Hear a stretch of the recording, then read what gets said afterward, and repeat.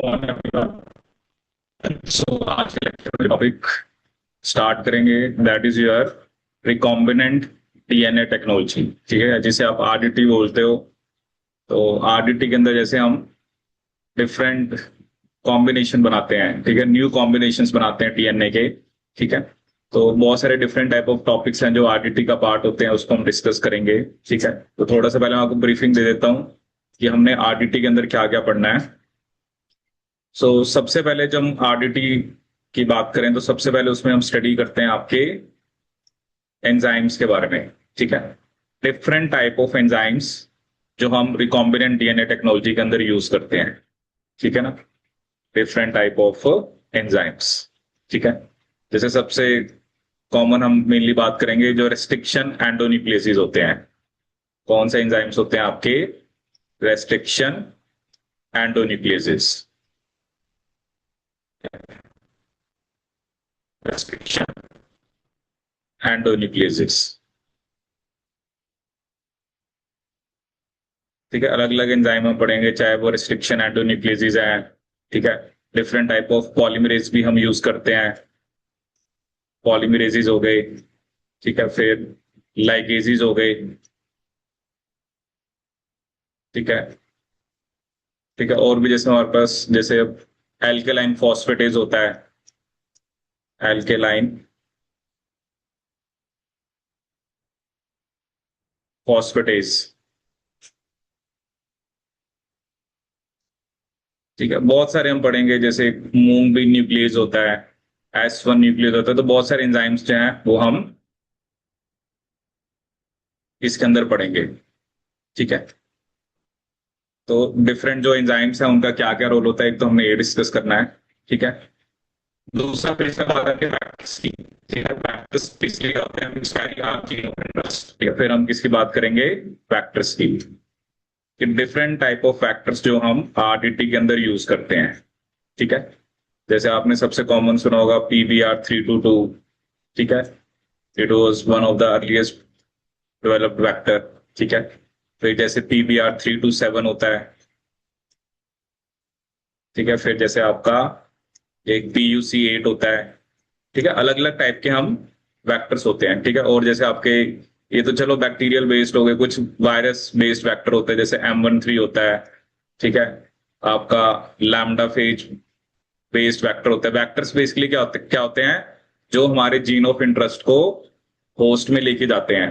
ठीक है, क्योंकि ऐसे हम डीएनए को नहीं डाल सकते किसी भी बैक्टीरिया या किसी भी सेल के अंदर, क्योंकि क्या पता वो उसको डिग्रेड कर दे। तो वेक्टर बेसिकली क्या होता है? उसके अंदर आप अपने डीएनए ऑफ इंटरेस्ट को डालते हो, और वेक्टर का ओरिजिन ऑफ एप्लीकेशन होता है। जैसे अब बेसिक अगर आपको याद हो, 12th में पढ़ा था, तो किसी भी वेक्टर में क्या क्या होना चाहिए? एक उसके अंदर ओरिजिन ऑफ एप्लीकेशन होना चाहिए, दूसरा उसके अंदर क्लोनिंग साइट होनी चाहिए। ठीक है ना, एक वेक्टर होता है ना, वेक्टर के कुछ फीचर होते हैं कि उसके अंदर ओरिजिन होता है। ठीक है, क्योंकि आप अगर ऐसे डीएनए ऑफ इंटरेस्ट को डाल दोगे तो उसमें तो ओरिजिन ऑफ एप्लीकेशन ही नहीं है। दूसरा वेक्टर में क्या होता है? Cloning site. क्लोनिंग साइट का मतलब क्या होता है? जहां पर आप अपने डीएनए ऑफ इंटरेस्ट और जीन ऑफ इंटरेस्ट को इंसर्ट कर सकते हो। और तीसरा यहां पर मेनली क्या होते हैं? आपके सेलेक्टेबल मार्कर्स। क्योंकि आपने डीएनए डाल दिया, ठीक है, वेक्टर के अंदर। ठीक है, अब हमें सिलेक्ट करना पड़ेगा ना, जैसे अगर हम किसी बैक्टीरिया की बात कर रहे हैं, तो कौन से बैक्टीरिया के अंदर वो रिकॉम्बिनेंट वेक्टर क्या है, तो ये तो चेक करने के बाद ही पता लगेगा ना। तो ये जनरली कैरेक्टरिस्टिक्स होती हैं। ठीक है, और भी बहुत सारे वेक्टर्स पढ़ेंगे।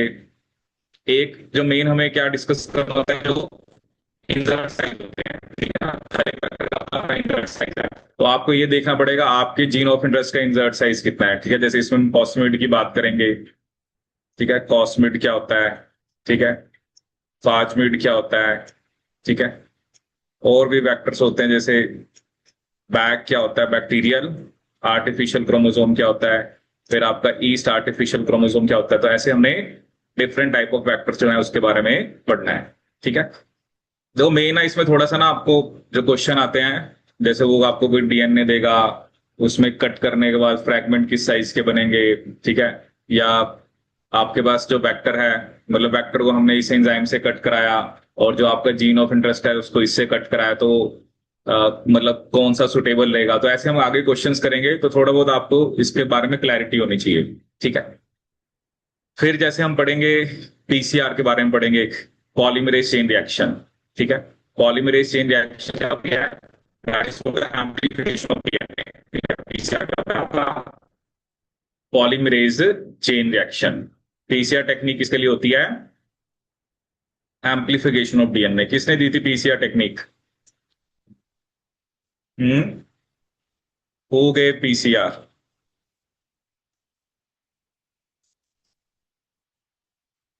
हम्म। पीसीआर टेक्निक किसने दी थी? This was given by carry Mullis. ठीक है। और इनको नोबेल प्राइज मिला था केमिस्ट्री के अंदर। पीसीआर में ना अलग अलग टाइप के पीसीआर होते हैं। जैसे एक तो चलो आप नॉर्मल पीसीआर पढ़ते हो, इसमें हम पढ़ेंगे जैसे आरटी पीसीआर होता है, रियल टाइम पीसीआर होता है, इनवर्स पीसीआर होता है, एंकर्ड पीसीआर होता है। ठीक है। ऐसे आपका फॉर स्टार्ट पीसीआर होता है, टच डाउन पीसीआर होता है, अलग अलग पीसीआर, इनवर्स पीसीआर होता है। तो पीसीआर के बहुत सारे वेरिएंट्स हैं। ठीक है। उसमें वही होता है कि तो आपको पता होना चाहिए कि इस वाले पीसीआर में मतलब बेसिकली तो हमें एम्पलीफाई करना है। ठीक है। बट वही थोड़ा बहुत मॉडिफाई कर रखा है। ठीक है। फिर हम पढ़ेंगे हाइब्रिडाइजेशन टेक्निक्स के बारे में। किसके बारे में पढ़ेंगे? हाइब्रिडाइजेशन। कि जैसे जब भी हम हाइब्रिडाइजेशन कराते हैं तो उसके लिए क्या क्या कंडीशंस होनी चाहिए। Hybridisation techniques. हाइब्रिडाइजेशन के अंदर जैसे हम बात करेंगे सदन हाइब्रिडाइजेशन। अब हमें पता है सदन किसके लिए होती है? डीएनए के लिए। ठीक है। जैसे अगर आपको किसी डीएनए को डिटेक्ट करना है। नॉर्दर्न हाइब्रिडाइजेशन किसके लिए होती है? आरएनए के लिए। ठीक है। वेस्टर्न किसके लिए होती है? प्रोटीन्स के लिए।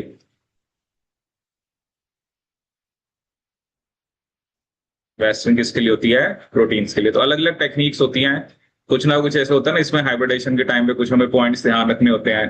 तो वो भी हम डिस्कस करेंगे। तो सदर्न होती है डीएनए के लिए, नॉर्दर्न आरएनए के लिए, वेस्टर्न प्रोटीन के लिए। अब जैसे एक जगह क्वेश्चन है उसमें साउथ वेस्टर्न था, उसमें वही होता है कि डीएनए प्रोटीन दोनों को स्टडी कर पा रहे हैं। तो ऐसे थोड़ा बहुत टेक्निक्स में मॉडिफिकेशंस भी होती हैं। ठीक है। तो हाइब्रिडेशन टेक्निक्स के बारे में पढ़ेंगे। फिर एक हम पढ़ेंगे माइक्रो एरे। माइक्रो एरे क्या होता है? What do you mean by micro array?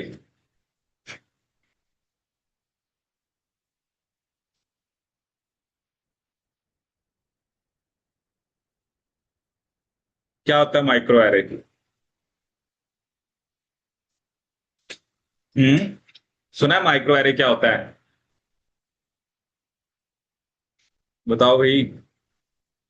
What do you mean by micro array? सुना नहीं माइक्रो एरे क्या होता है? यस नो तो कर लो। याद नहीं है?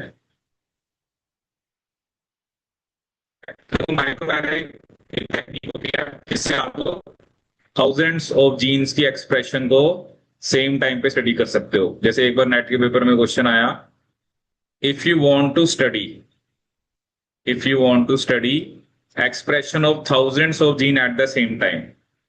क्वेश्चन क्या पूछा उसने?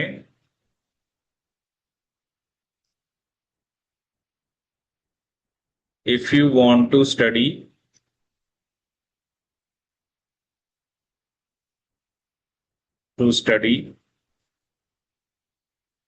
expression of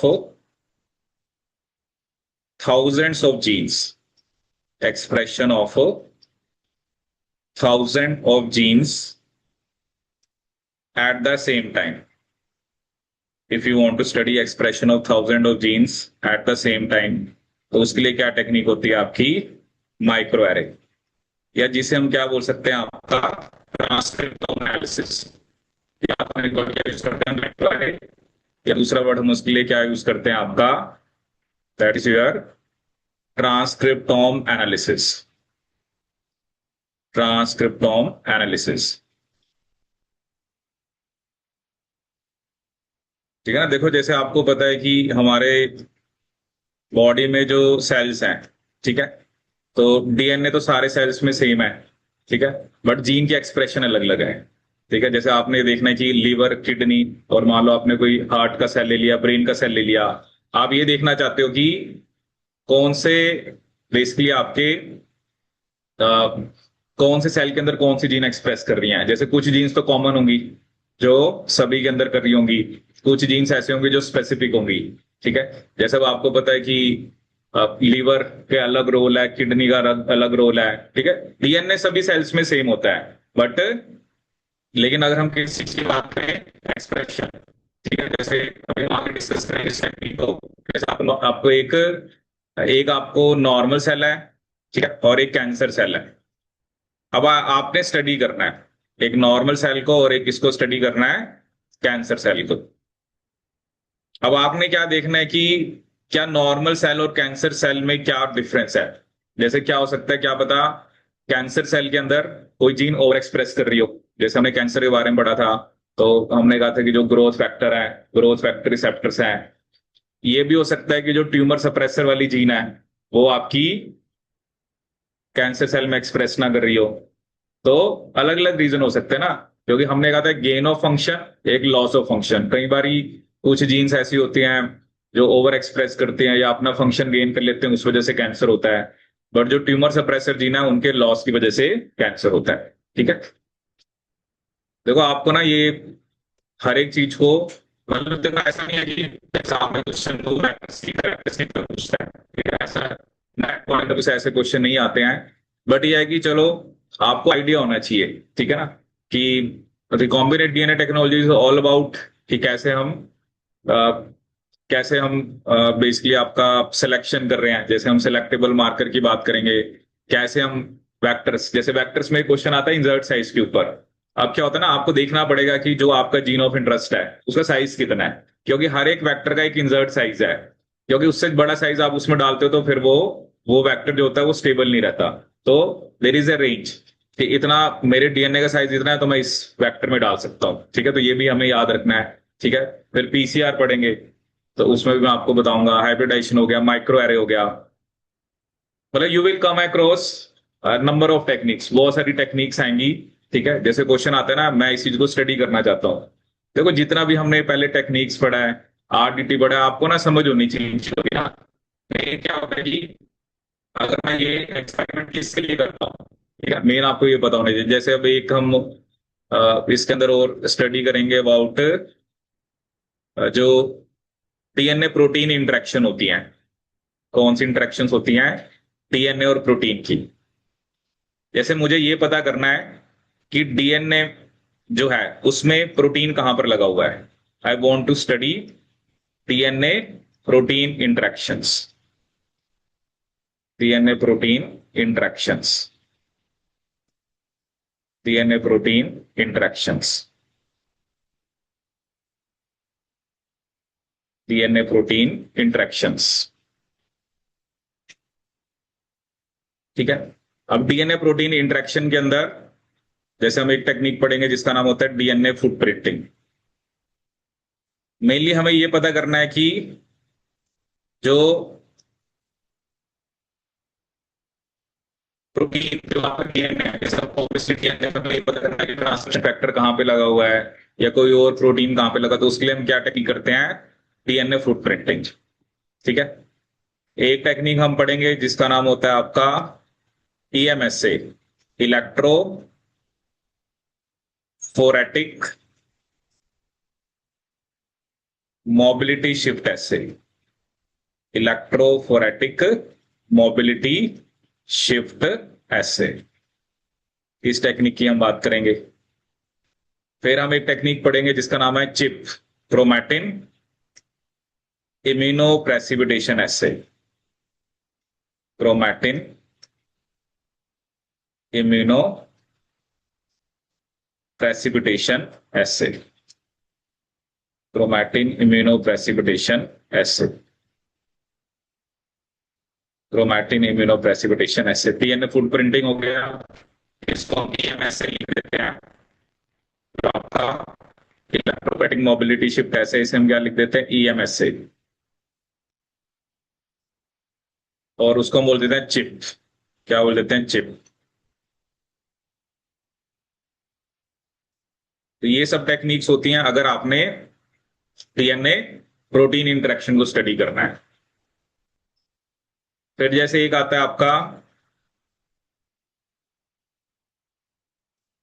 if you want to study interaction of protein and protein, अगर आपने प्रोटीन प्रोटीन इंटरेक्शन को स्टडी करना है,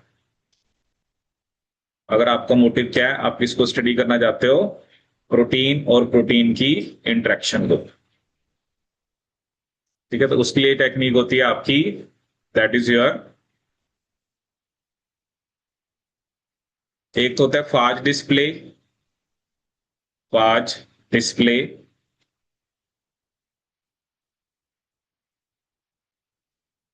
और एक होता है आपका yeast two hybrid, yeast two hybrid system, yeast two hybrid system. इसको हम किसके लिए करते हैं, अगर आपने किसकी इंटरेक्शन को स्टडी करना है, प्रोटीन प्रोटीन की, ठीक है, ये हम पढ़ेंगे। फिर उसके बाद जैसे हम एक्सप्रेशन वेक्टर की बात करेंगे। एक्सप्रेशन वेक्टर क्या होता है, देखो एक तो, अब आपका ना जो वेक्टर होते हैं उसके अंदर आपका गोल क्या है, एक तो होता है डीएनए की कॉपी बनाना, एक होता है कि आप उससे प्रोटीन बनवाना चाहते हो। अगर आप प्रोटीन बनवाना चाहते हो तो फिर ऑब्वियसली उस वेक्टर में प्रमोटर भी होना चाहिए जहां पे आरएनए पॉलीमरेज लगे, क्योंकि आरएनए बनेगा तभी प्रोटीन बनेगा ना। तो ये हमें ध्यान रखना होता है कि हमारा गोल क्या है। एक गोल होता है कि जीन क्लोनिंग, हमने एक डीएनए को वेक्टर बनाना, जितनी कॉपीज वेक्टर की बनती है उतनी कॉपीज आपकी जीन ऑफ इंटरेस्ट की बन जाएंगी, ठीक है। वहां पर सिर्फ हमारा मोटिव है जीन क्लोनिंग करना, मतलब मैंने सिर्फ अपने जीन ऑफ इंटरेस्ट की कॉपीज बनानी है। पीसीआर तो मशीन होगी ना, एक तो हम मशीन से कॉपीज बनवाते हैं, एक हम naturally we will insert our gene of interest into a vector, ठीक है, और उसके बाद हम वेक्टर को सुटेबल होस्ट में डालेंगे। जितनी कॉपीज वेक्टर की बनेगी उतना ही क्या बनेगा आपका, जितनी कॉपीज वेक्टर की बनेंगी इसका क्या मतलब है, उतनी ही कॉपीज आपकी जीन ऑफ इंटरेस्ट की बन जाएंगी, ठीक है। बट एक्सप्रेशन वेक्टर क्या होगा, जिसके अंदर, मतलब जब हमें डीएनए से एमआरएनए बनवाना है, ठीक है ना, उसमें बड़ी सारी चीजें हमें ध्यान रखनी पड़ती हैं। उसमें प्रमोटर भी होना चाहिए, फिर उसके अंदर जैसे हम कुछ फ्यूजन प्रोटीन भी लगाते हैं ताकि बाद में हमें उस प्रोटीन को जो हमने प्रोटीन बनवाया है बाद में उसको प्यूरिफाई करना इजी हो। जैसे मैंने आपको टेक्निक्स में बताया था, अगर हम हिस्टिडाइन 6 लगा देते हैं तो फिर उस प्रोटीन ऑफ इंटरेस्ट को हम इससे सेपरेट करते हैं। निकल कॉलम क्रोमेटोग्राफी, ऐसे कुछ कुछ भी टैग आप लगा सकते हो, जीएफपी लगा सकते हो, ठीक है। ऐसे ग्लूटाथायोन एस ट्रांसफेरेज होता है, वो हम डिस्कस करेंगे, बड़े सारे टैग होते हैं, ठीक है। तो दो चीजें आपको ध्यान रखनी है, ये जनरली जो हम वेक्टर्स पढ़ते हैं ना, जैसे PBR32 है, PBR327 है, ये जनरली क्लोनिंग वेक्टर्स होते हैं, ठीक है। एक्सप्रेशन वेक्टर में हम अपने हिसाब से बनाते हैं, हम क्लोनिंग साइट्स कौन सी होनी चाहिए, प्रमोटर कौन सा होना चाहिए, उसमें बेसिकली टैग होना चाहिए कि that tag will help me in identification of protein, ठीक है। फिर उसके बाद जैसे हम पढ़ेंगे एक अबाउट डीएनए फिंगरप्रिंटिंग, इसके बारे में पढ़ेंगे हम, डीएनए फिंगरप्रिंटिंग। और भी बहुत सारी चीजें आएंगी, बहुत सारे, जैसे आजकल हम जीन एडिटिंग करते हैं, ठीक है। सुना होगा, आपने सुना है क्रिस्पर कैस 9, क्या होता है क्रिस्पर कैस 9?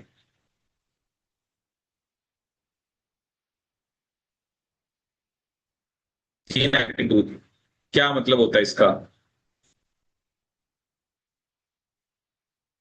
जिस पे आया था नेट में इस बार क्वेश्चन कि क्रिस्पर कैस 9 के, मैं आपको क्वेश्चन वैसे पढ़ के बताता हूँ क्या आया था।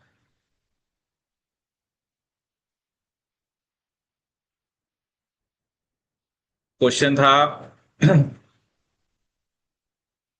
कि क्रिस्पर कैस 9 जो है वो किससे रिलेटेड है, 2 मार्क्स का क्वेश्चन है, तो मैं एग्जैक्ट आपको वर्डिंग्स बताता हूँ क्या आया था अभी December 25 के अंदर।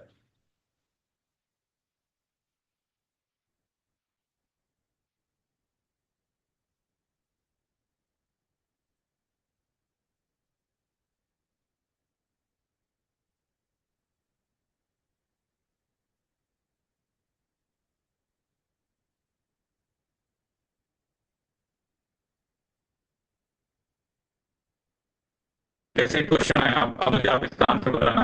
वो कहते हैं जो genome editing tool है CRISPR-Cas9 was developed based on which one of the following natural phenomena? ठीक है, पहली ऑप्शन थी an immune response of lower eukaryotes, दूसरी ऑप्शन थी ए बैक्टीरियल डिफेंस मैकेनिज्म, तीसरा था a specialised homologous recombination machinery in eukaryotes, और एक है आपका ट्रांसपोजोन इंजर्शन मशीनरी इन प्रोकैरियोट्स। कौन से वाला? Bacterial defence. क्या होता है इसमें? किसने? कौन सी मैम ने? क्या बताया था?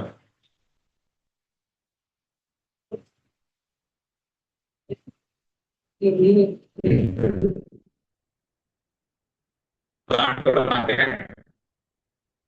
अभी हमने क्या बोला? Bacterial defence. ऑप्शन क्या है?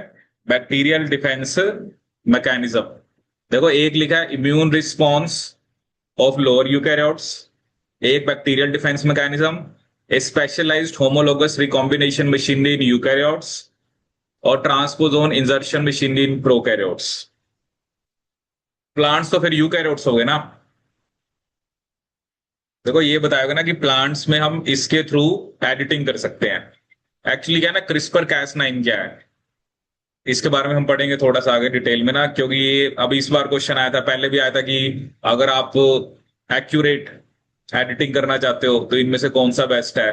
ठीक है, तो उसका आंसर भी यही था, क्रिस्पर कैस9। ठीक है, और भी सिस्टम होते हैं, एक टैलन होता है, ZFN होता है, तो there are so many different type of system. मैंने आपको बताया ना, वी विल बेसिकली हम बहुत सारी चीजें थ्योरी प्लस क्वेश्चन से सीखेंगे। तो आपको, तो मैं आपको बार बार बताया, टेक्निक्स हैं, RDT हैं, आपको ये समझना पड़ेगा, क्योंकि वो इस चीज पे क्वेश्चन नहीं पूछते कि इंस्ट्रूमेंटेशन क्या है, ठीक है, या उन्होंने डायरेक्ट उससे रिलेटेड, वो आपको उस पर्टिकुलर टेक्निक को हम यूज कहाँ पे कर सकते हैं। जैसे अब क्रिस्पर कैस9 बेसिकली क्या होता है, जैसे मान लो एक बैक्टीरिया है, अगर एक वायरस बैक्टीरिया में गया या वायरस का DNA गया, तो वायरस जो है वो बैक्टीरिया के अंदर क्यों जा रहा है? क्योंकि उसने अपने डीएनए की कॉपीज बनानी है।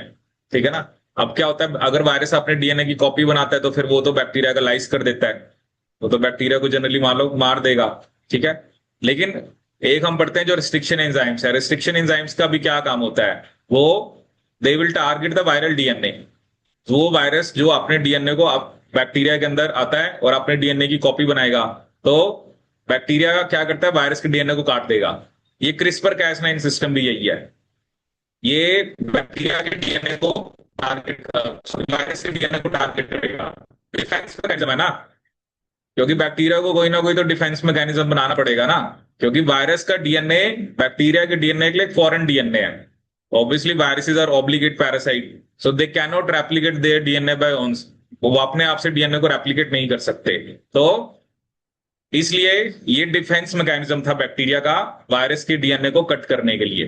ठीक है ना, एडिटिंग होती है, अभी हम पढ़ेंगे, जैसे आपका क्रिस्पर होता है, कैस9 एक तरह से कट करता है डीएनए के अंदर, वो सब हम बाद में पढ़ेंगे। ठीक है, तो ये एक इंपॉर्टेंट आपको बहुत सारे एग्जाम्स में देखने को मिलेगा, और बहुत जगह आपने सुना भी होगा इस टेक्नोलॉजी के बारे में, क्रिस्पर कैस9 के बारे में। ठीक है, so this is one of the, you can say कि जो एडवांस टेक्नोलॉजीज हैं। ठीक है, और भी बहुत सारी ऐसे टेक्नोलॉजीज डेवलप होती रहती हैं, बट क्रिस्पर कैस9 पे अगर आप देखोगे तो काफी क्वेश्चन जो है वो लेटेस्ट एग्जाम के अंदर आ रखे हैं, तो इसके बारे में आप थोड़ा पढ़ सकते हो। तो ये क्या होता है ना, आप जो पुराने बुक्स पढ़ोगे उनमें शायद इनके बारे में डिस्क्रिप्शन नहीं होती है, क्योंकि वो मे बी उसके अंदर पुराने एडिशन की बुक है, या जो चीजें एडवांस चल रही हैं। क्योंकि क्या होता है ना, जब वो क्वेश्चन डालते हैं टेक्निक्स में ऐसे ही डाल देते हैं, क्योंकि साइंटिस्ट कुछ ना कुछ, पता ही है उनका काम है छेड़खानी करना, तो कुछ नया करने को ट्राई करते हैं ना, तो और क्या करना है, we want to develop something new. ठीक है, तो क्रिस्पर कैस9 क्या है, ये बैक्टीरिया का डिफेंस मैकेनिज्म होता है, अपने आप को, मतलब वायरस के डीएनए को, या वायरस से बैक्टीरिया खुद को बचाता है। ठीक है, फिर हम डीएनए, जैसे फिंगर प्रिंटिंग के बारे में जैसे हम पढ़ेंगे, फिंगर प्रिंटिंग के अंदर हम, जैसे हम VNTR की बात करते हैं, ठीक है, ये सब हम डिस्कस करेंगे बाद में। ठीक है, तो चलिए पहले थोड़ा सा बेसिक देखते हैं। ठीक है, और उसके बाद फिर हम एंजाइम्स देखेंगे।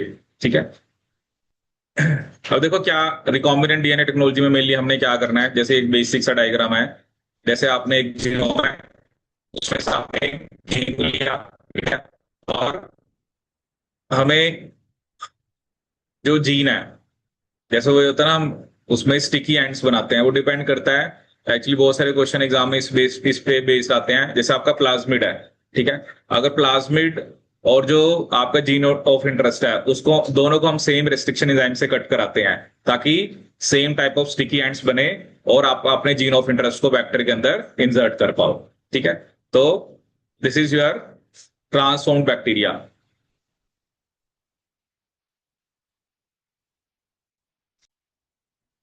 ठीक है, तो आप अपने जो आपका जीन ऑफ इंटरेस्ट है उसको आपने किसमें इंसर्ट करा, प्लाज्मिड के अंदर। और इस तरह से फिर आपका जो ये वेक्टर है, इसे हम रिकॉम्बिनेंट वेक्टर बोलते हैं, और फिर आपने इसको बैक्टीरिया के अंदर डाल दिया, ठीक है। जैसे ये क्वेश्चन अभी हम डिस्कस करेंगे। जनरली आप अपने जीन ऑफ इंटरेस्ट और वेक्टर को सेम रेस्ट्रिक्शन एंजाइम से कट कराते हो, ताकि same type of sticky ends बने, ठीक है। जैसे अभी हम ना वेक्टर पढ़ेंगे, वेक्टर के अंदर ना मल्टीपल क्लोनिंग साइट्स होती हैं। उसका रीजन ये होता है ना, आपको नहीं पता आपके जीन ऑफ इंटरेस्ट के अंदर कौन सा क्लोनिंग, कौन सी रिस्ट्रिक्शन साइट है, ठीक है ना।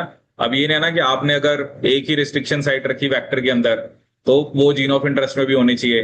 अगर तो वो जीन ऑफ इंटरेस्ट में है तभी आप उसको वेक्टर में डाल पाओगे।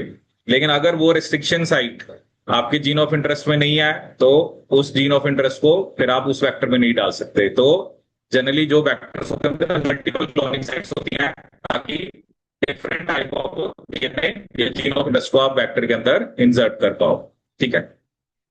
और बाद में हमें सिलेक्शन भी करना होता है कि कौन से वो बैक्टीरिया है जिसके अंदर हमारा रिकॉम्बिनेंट प्लाज्मिड है, ठीक है।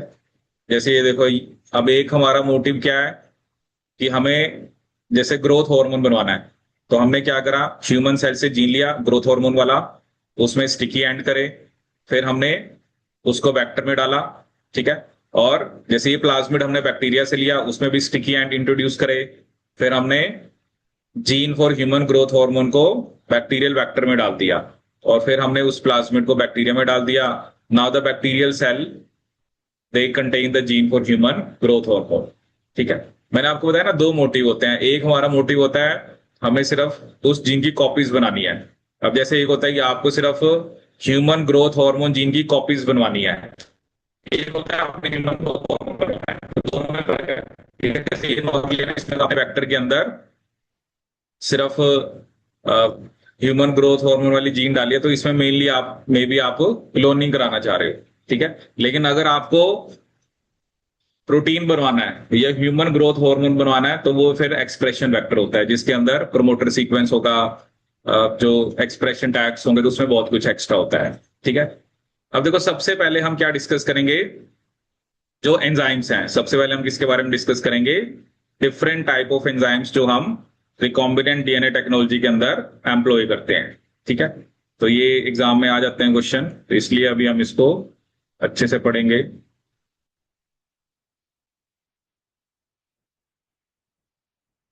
तो सबसे पहले हम इसके बारे में डिस्कस करेंगे, डिफरेंट टाइप ऑफ एंजाइम्स, ठीक है। देखो, सबसे पहले यहाँ पे एंजाइम लिखा हुआ है जिसका क्या नाम है, एल्कलाइन फॉस्फेटेज। सबसे पहले यहाँ पर एंजाइम है, उसका नाम क्या है, एल्कलाइन फॉस्फेटेज, ठीक है।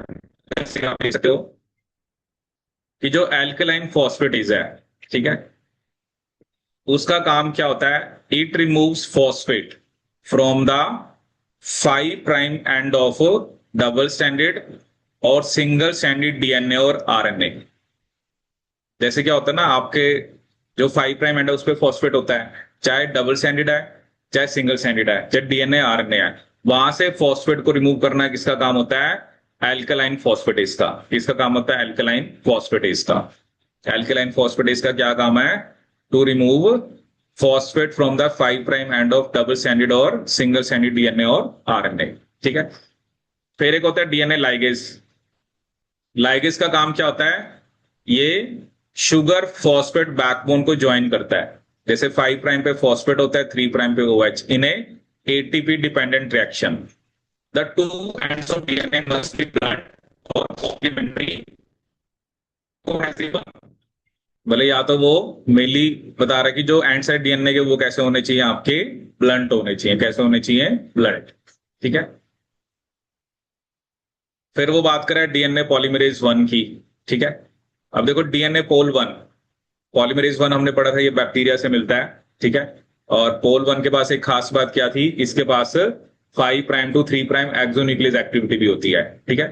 So it synthesises DNA complementary to a DNA template in 5' to 3' direction, beginning with primer with a free 3' OH group. The Lino fragment, it is a truncated version of pole 1 lacking 5' to 3' exonuclease activity. ठीक है। कि जो पोल one है वो क्या होता है? Truncated version. कि आप 5' to 3' एक्सोन्यूक्लियस एक्टिविटी को हटा दो तो क्या बनेगा आपके पास? पोल one. Exonuclease 3, it is from the ends of linear DNA and that is double stranded from 3' end only. Exonuclease जो होता है वो लीनियर डीएनए के एंड पे एक्ट करता है। एक्सो का तो नाम ही क्या होता है? जो एंड पे काम करता है। एंडो क्या होते हैं? जो बीच में कट करते हैं। ठीक है। फिर लिखा है mung bean nuclease, it digest single stranded DNA और RNA but leaves intact double helical region. ठीक है। डबल हेलिकल रीजन को क्या रखता है? ये इंटैक्ट रखता है। ठीक है। जैसे मैं आपको कुछ डायग्राम के थ्रू दिखाता हूं जो एक्शन है इन स्पेसिफिक एंजाइम्स के। जैसे आप ये देखो, सबसे पहले जैसे अभी हमने क्या डिस्कस किया था? Alkaline phosphatase. आप ये देखो कि ये 5 to 3 है और इधर 5' पे क्या है? फॉस्फेट है। ठीक है।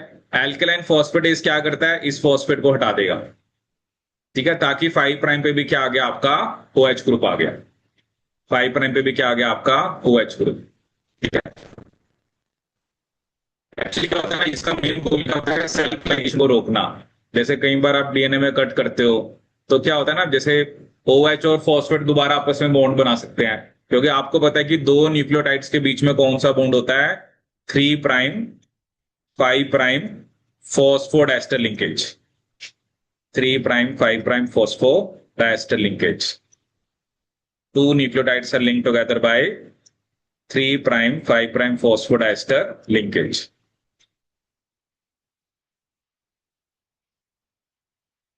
दो न्यूक्लियोटाइड्स के बीच में कौन सा बॉन्ड होता है? 3' 5' फॉस्फोडाइस्टर लिंकेज। ठीक है। अब अगर आप 5' पे फॉस्फेट को हटा दोगे, so this will be going to prevent the self ligation. This will prevent self ligation. ये किसको प्रिवेंट करेगा? सेल्फ लाइगेशन को।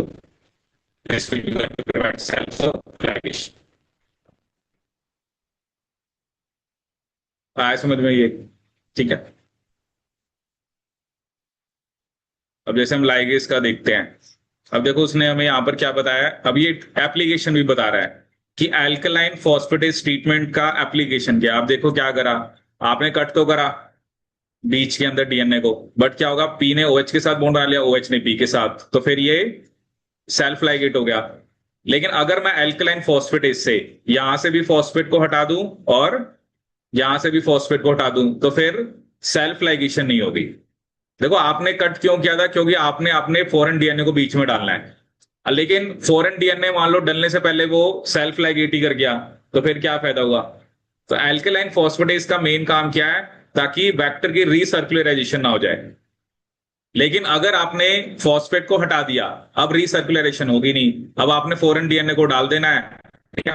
और उसके बाद जैसे जो भी आपका यहाँ पे कोई निक है, ठीक है, तो मे बी आपका जो लाइगेज वगैरह होगा या वो उसको लाइगेट करा देगा। लिखा ना, host prepares one nick at each join, वो उसको फिर ज्वाइन कर देगा। ठीक है। क्योंकि ये जो नया डीएनए भी आ रहा है, अब इसमें भी क्या है ना, जैसे एक तरफ तो मतलब कि पी है तो वो तो OH के साथ बॉन्ड बना लेंगे, बट जिस तरफ OH सामने आगे उनके बीच में थोड़ा बॉन्ड बनेगा, तो वो होस्ट रिपेयर कर लेता है उसको, मतलब वो वहां पे फॉस्फेट लाके फिर किसी ना किसी तरह से वो डीएनए को डाल देता है। तो मेन यहां पर हमें ये समझना है एल्कलाइन फॉस्फेटेज का काम क्या है? वो 5' से फॉस्फेट को हटा देता है ताकि जो आपका डीएनए है वो रीसर्कुलराइज ना हो जाए। This is the main function of alkaline phosphatase, to prevent the recircularization of DNA. ठीक है, आए समझ में? ये देखो, आपको ना ये एग्जाम में क्वेश्चन आते हैं, तो आपको बस एंजाइम के रोल याद रखने हैं, जो मैं आपको मेन मेन बता रहा हूं। जैसे एल्केलाइन फॉस्फेटेज का आपने एक्शन भी देख लिया और ये भी देख लिया वो क्या कर रहा है। ठीक है, तो जैसे आपको यहाँ पर लाइगेज का लिखा है, ठीक है, अब ये देखो यहाँ पर mechanism of action of DNA ligase है। अब देखो क्या होता है ना, नॉर्मली 3 और 5 के बीच में बॉन्ड बनता है। ठीक है, अब क्या होता है कि लाइगेज का एक्शन क्या होता है, जैसे ये हम यहाँ पर एक T4 डीएनए लाइगेज होता है, ठीक है, और एक इकोलाइट डीएनए लाइगेज। ठीक है, यहाँ पे आप देख रहे हो एटीपी से पीआई बनता है, तब एंजाइम एएमपी बनता है, लेकिन इकोलाइट डीएनए लाइगेज में एनएडी पॉजिटिव से एनएमएन बनता है, तब जाके एंजाइम एएमपी बनता है। An enzyme AMP complex binds to a nick bearing 3' OH and 5' phosphate group। जैसे अब यहाँ पे देखो एक OH है और एक फॉस्फेट है। ठीक है, तो हमने इन दोनों के बीच में बॉन्ड बनाना है। ठीक है, क्योंकि यहां पर क्या एक तरह से एक आपका एक निक है। ठीक है, निक है, हमें वहां पर बॉन्ड बनाना है। तो क्या होता है, the AMP reacts with the phosphate group. आप देख रहे हो जो फॉस्फेट ग्रुप था वहां पर एएमपी, जो तो AMP reacts with the phosphate group, यहाँ पे एएमपी आगे लग गया। एएमपी क्या होता है, एडिनोसिन मोनोफॉस्फेट, मतलब एंजाइम तो निकल गया, एएमपी यहाँ पे आगे लग गया। ठीक है, attack by the 3' OH group, जैसे ही अटैक होता है 3' OH ग्रुप का on this moiety that generates phosphodiester bond. जैसे OH यहाँ पे अटैक करता है तो फॉस्फोडाइस्टर बॉन्ड बन जाता है और एएमपी निकल जाता है। This is the mechanism of action of DNA ligase. ये भी एग्जाम में क्वेश्चन आया था एक बारी। तो सबसे पहले एंजाइम एएमपी दो तरीके से आ सकता है, मतलब यू अब डिपेंड करता है आप कौन सा लाइगेज यूज कर रहे हो। You are using the ligase of T4, that is a bacteriophage, or you are using the ligase of E. coli. Enzyme AMP complex is formed in T4 DNA ligase जब ATP से pyrophosphate निकल जाता है, but यहां पर NAD positive से NMN बनता है, तब जाके आपका एंजाइम AMP कॉम्प्लेक्स बनता है। ठीक है, आया समझ में ये? तो ये आपको इसके अंदर ध्यान रखना है। तो हमने पॉलीमरेज फॉर्मूला बताई है, तो C' 5' फॉस्फोडाइस्टर बॉन्ड बनाता है। तो एल्कलाइन फॉस्फेटेज हमें पता लग गया, उसकी एप्लीकेशन पता लगी लाइगेज। अब यहाँ पर दो एंजाइम है, जैसे एक S1 न्यूक्लियस होता है और एक मूंग बी न्यूक्लियस होता है। जैसे दोनों का एक जैसे ही काम है। आप जैसे आपको ये डीएनए दिख रहा है, ठीक है, आपको जो सिंगल स्टैंडर्ड पोर्शन है ना, मूंग बी न्यूक्लियस बस उसको कट करेगा। जो कौन सा पोर्शन दिख रहा है आपको, सिंगल स्टैंडर्ड। इससे क्या होगा ना, आपको इंटैक्ट डबल स्टैंडर्ड डीएनए मिल जाएगा, क्योंकि ये डबल स्टैंडर्ड डीएनए पैक नहीं करता। जैसे ऊपर भी देखो, यहां पर एजी है और टीसी है, इतना पोर्शन तो डबल स्टैंडर्ड है, बट बाकी क्या है, टीटीए। मतलब एक तरह से अगर आपके पास एक डीएनए है जिसमें स्टिकी एंड है, and if you want to make it a blunt, तो स्टिकी को ब्लंट में कन्वर्ट करने के लिए आप क्या यूज कर सकते हो, मूंग बी न्यूक्लियस और S1 न्यूक्लियस। ठीक है, अगर मुझे स्टिकी एंड्स को किस में कन्वर्ट करना है, ब्लंट एंड्स के अंदर। If I want to convert sticky ends into blunt end, अगर मुझे स्टिकी एंड्स उसमें कन्वर्ट करना है ब्लंट एंड के अंदर, स्टिकी एंड्स को इसमें कन्वर्ट करना है ब्लंट एंड्स के अंदर, तो उसके लिए मैं क्या यूज कर सकता हूं, S1 न्यूक्लियस और मूंग बी। ठीक है, देखो दोनों का एक्शन ऑलमोस्ट सिमिलर सही है। यहां पे लिखा ना, it behaves as mung bean nuclease and cleaves a strand opposite to a nick on the complementary strand. ठीक है, तो दोनों का ऑलमोस्ट एक जैसे ही काम है। लिखा ना, it degrades a single standard DNA और single standard production of double standard DNA with cohesive end. ठीक है, as a result of S1 nuclease cohesive ends are converted into blunt ends. Cohesive मतलब sticky ends. Therefore, S1 is used to remove the incompatible ends so that overlapping ends may be developed for annealing of fragment of two DNA molecule। ठीक है, अगर आपको किसी भी DNA के अंदर sticky end है, and if you want to make it blunt, then you can choose S1 nuclease और न्यूक्लियस। ठीक है, तो ये आपको इसमें ध्यान रखना है। ठीक है, तो एल्कलाइन फॉस्फेटेज हो गया, लाइगेज हो गया, S1 न्यूक्लियस हो गया। ठीक है, अब इसके बाद हम देखेंगे जो जैसे पॉलीन्यूक्लियोटाइड काइनेज होता है। ठीक है, पॉलीन्यूक्लियोटाइड काइनेज का काम क्या है, it adds to 5' OH end of double standard DNA. अब देखो खास बात है, नॉर्मली आप कहते हो 3' पे OH होता है 5 प्राइम पे क्या होता है, फॉस्फेट होता है। लेकिन अगर मैं एल्कलाइन फॉस्फेटेज की हेल्प से फॉस्फेट को हटा दूं 5 प्राइम एंड पे, तो वहां पे OH आ गया। तो पॉलीन्यूक्लियोटाइड काइनेज जो है, जो 5 प्राइम एंड होता है, चाहे डबल स्टैंडर्ड डीएनए है, सिंगल स्टैंडर्ड डीएनए, आरएनए है, इन एटीपी डिपेंडेंट रिएक्शन, इसके थ्रू हम डीएनए को रेडियो लेबल बना सकते हैं। अगर आप गामा 32 फॉस्फोरस एटीपी को यूज करते हो, ठीक है, इसके थ्रू हम क्या कर सकते हैं, मे बी वो है ना जो एटीपी है उसमें से एटीपी निकल जाएगा, अल्फा बीटा फॉस्फेट जो गामा वाला है वो जाके लग जाएगा पाइरुवेट के साथ। तो इस तरह से मैं जो डीएनए का एंड है उसको रेडियो लेबल कर सकता हूं। क्या कर सकता हूं, रेडियो लेबल। ठीक है। फिर एक रेस्ट्रिक्शन एंजाइम अभी हम डिटेल में डिस्कस करेंगे, क्योंकि they cut stands of double standard DNA with a symmetrical recognition site resulting in blunt और स्टिकी एंड्स। जैसे अलग अलग टाइप के आपने सुने होंगे, इको R1 होता है वो स्टिकी एंड बनाता है, इको R5 होता है वो ब्लंट एंड बनाता है। तो different type of restriction enzymes होते हैं जो डिफरेंट टाइप ऑफ एंड्स को जनरेट करते हैं। ठीक है, उसके बारे में अभी हम डिटेल में पढ़ेंगे, क्योंकि उनकी भी टाइप्स होती हैं। मेनली तो हम आरडीटी के अंदर सिर्फ टाइप 2 यूज करते हैं, क्योंकि टाइप 2 जहां पे टारगेट जिस सीक्वेंस को रिकॉग्नाइज करते हैं वही कट करते हैं। लेकिन 1 और 3 का रिकॉग्निशन सीक्वेंस और जहां पे वो कट करते हैं वो अलग अलग होता है। ठीक है, तो इसलिए यूज करते हैं। तो हम डिस्कस करेंगे इसके बारे में। फिर पॉलीन्यूक्लियोटाइड काइनेज पे भी मैं आपको दिखाता हूँ। रिवर्स ट्रांसक्रिप्टेज, ऑब्वियसली जब हमें आरएनए से डीएनए बनाना है, ठीक है, जैसे आगे हम डिस्कस करेंगे, लाइब्रेरी होती है। एक तो होती है जीनोमिक लाइब्रेरी, ठीक है, ये भी डिस्कस करना है। जीनोमिक लाइब्रेरी होती है जो पूरे डीएनए की बनाते हैं, ठीक है। और दूसरी होती है सीडीएनए लाइब्रेरी। सीडीएनए लाइब्रेरी किसकी बनाते हैं, वो स्पेसिफिक डीएनए जो एमआरएनए की फॉर्म में एक्सप्रेस करा है। तो ऑब्वियसली लाइब्रेरी होती डीएनए की है, बट जो सीडीएनए लाइब्रेरी है उसमें जो भी आरएनए बना है उससे पहले आप डीएनए बनाओगे और फिर उसकी लाइब्रेरी बनाते हो, जिसे बोलते हैं हम कॉम्प्लीमेंट्री डीएनए लाइब्रेरी। ठीक है। फिर आरएनए एक ही बात करेंगे, ये आरएनए को कट करता है, ठीक है, but not DNA. RNA H B RNA को कट करता है, ठीक है, नॉट डीएनए। T3 इसके आरएनए पॉलीमरेज को यूज करते हैं। तो अगर मैं कोई बात है, अगर हमें ट्रांसक्रिप्शन करनी है तो हमें अलग अलग टाइप के प्रमोटर यूज करने हैं। तो जिसका प्रमोटर यूज करेंगे उसका आरएनए पॉलीमरेज यूज करना पड़ेगा। T3 हो गया, T7, sp6, इनके आरएनए पॉलीमरेज को हम यूज करते हैं जो स्पेसिफिक प्रमोटर को रिकॉग्नाइज करेंगे और हमारा जो जीन ऑफ इंटरेस्ट है उसको ट्रांसक्राइब करेंगे। टैग पॉलीमरेज ये भी अभी हम डिस्कस करेंगे, क्योंकि जो पीसीआर होता है, पॉलीमरेज चेन रिएक्शन के अंदर जो हमारे स्टेप्स होते हैं उसमें वन ऑफ द स्टेप क्या होता है कि जिसमें आप डीनेचुरेशन हाई टेम्परेचर पे कराते हो, तो तो हम ऐसा पॉलीमरेज नहीं यूज कर सकते जो थर्मो स्टेबल ना हो। ठीक है, तो टैग पॉलीमरेज को हम यूज करते हैं और ये 72 डिग्री सेल्सियस पे ऑपरेट करता है और ये 90 डिग्री सेल्सियस के ऊपर भी आपका स्टेबल रहता है। बट इसमें भी एक प्रॉब्लम होती है, इसके पास प्रूफ रीडिंग एक्टिविटी नहीं होती। ठीक है, तो वी विल हम कुछ एग्जांपल्स भी देखेंगे उन बैक्टीरिया के जो थर्मोफाइल्स होते हैं और जिनके डीएनए पॉलीमरेज के पास प्रूफ रीडिंग एक्टिविटी होती है। सुरेख कौन से बैक्टीरिया के पास होती है, पायरोकोकस फ्यूरोसिस होता है, पायरोकोकस मोजियाई, थर्मोकोकस लिटोरैलिस, थर्मिटिका मैरिटमा, बताया था ये नाम पहले मैंने आपको ना।